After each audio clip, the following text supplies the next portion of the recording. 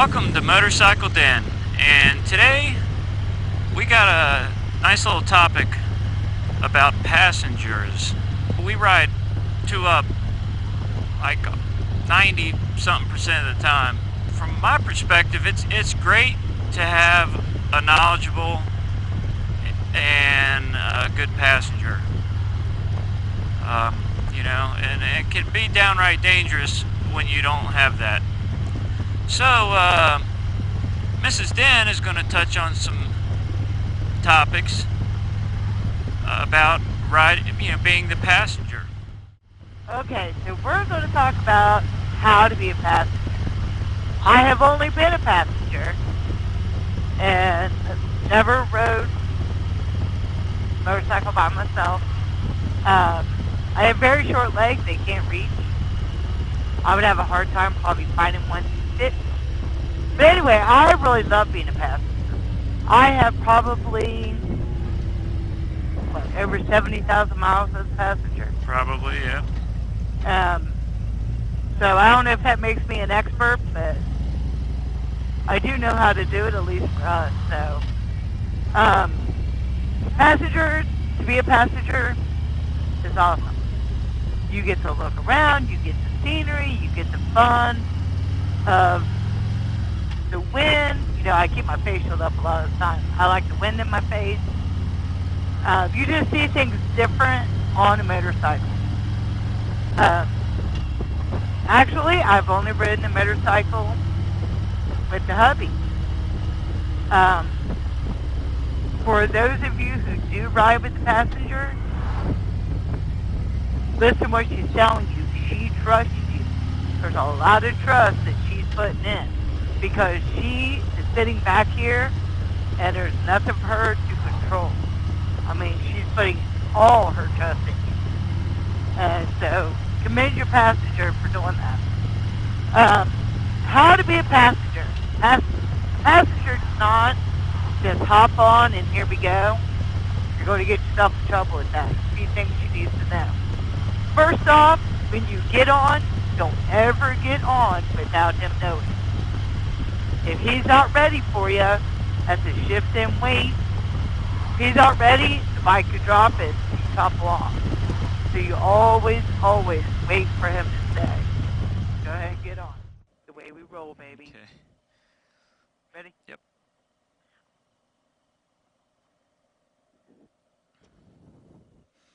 Also, when you get on, I know some ladies are going to balk at this, he is in charge.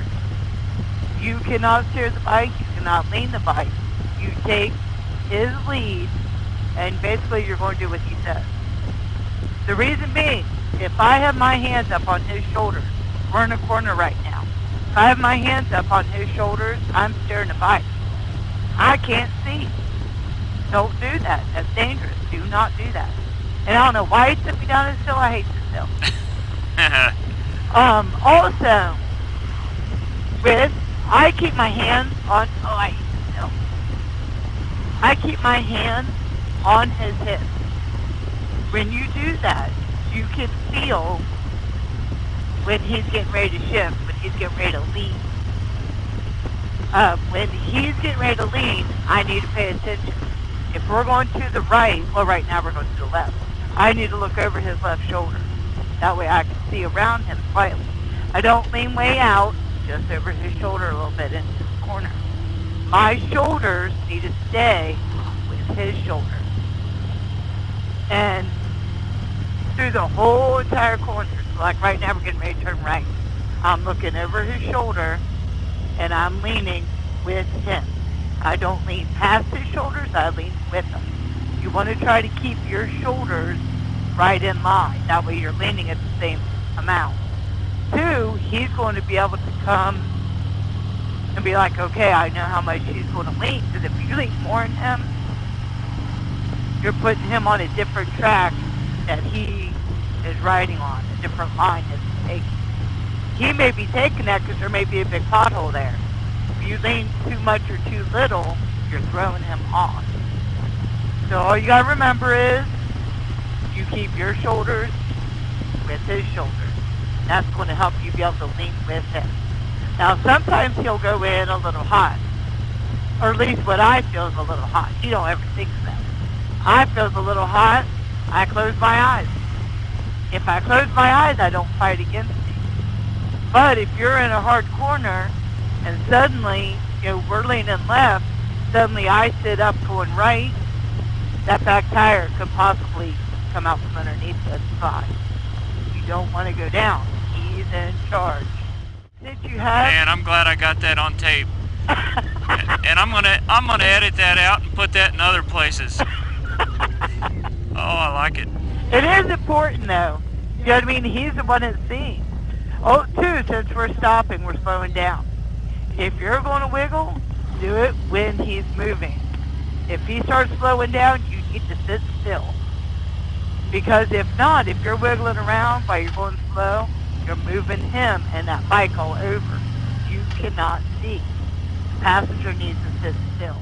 And don't move until the bike comes to a complete stop, and then let the rider know that you're going to be moving. One thing too, if you do not trust him, do not get on with it. You have to have that trust. If you don't, you're going to be scared the whole time, and it's not enjoyable. Riders, do not take your wife or girlfriend on a big trip and drive for 100 miles before you stop. She will not go with you again. Huh? No. What? We got a video talking about that. Yes, I know. It's how we got started riding motorcycles. Yeah. So there's a good story on there. Yeah, go check that out if you haven't watched it. Most women would not ride with you again. Huh? That's true. I mean, that's just the way it is. What is that supposed to mean? Because it's too far. If you're just starting out, it's way too far. I have learned over the years a little bit. He's gotten better over the years. And but I mean, I highly recommend being a passenger. I wear a camera a lot. I take pictures. When you have a passenger too, I love. We have an intercom system. I can talk to him. We don't have to go old school and me scream, "I want a drink, stop," or "I have to pee, stop." I don't have to scream that. I could just talk in the intercom, and he'll be like, "Okay, we'll find somewhere." Also, when you have passenger on the back, do not just stick her back there.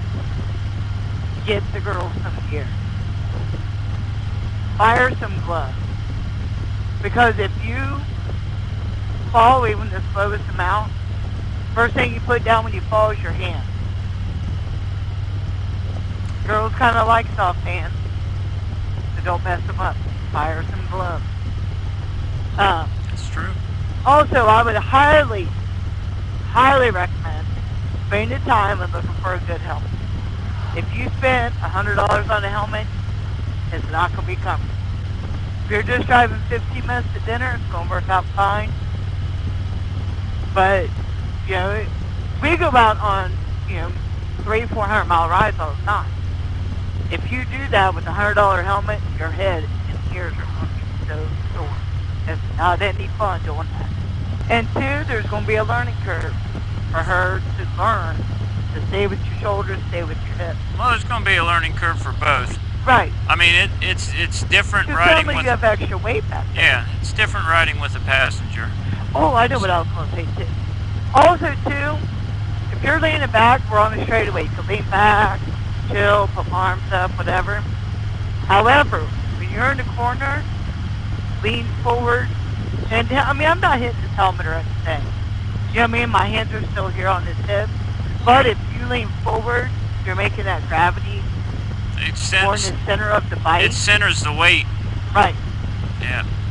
So when you go into corners, it's making it way easier on him. It's safer as well as it's way easier for the rider. If it's a big sweeper and you're leaning back, it's probably not too bad, I guess. Considering I've never been a rider, I don't know. But two, it makes you feel safer coming up to him. So, but thank you for listening to my how-to be a passenger on a motorcycle. Love being a passenger on a bike. That's what I like, so that's what we do. what you like, right? Yeah, I like it. We liked it, so that's what we'll keep doing. Thanks for watching.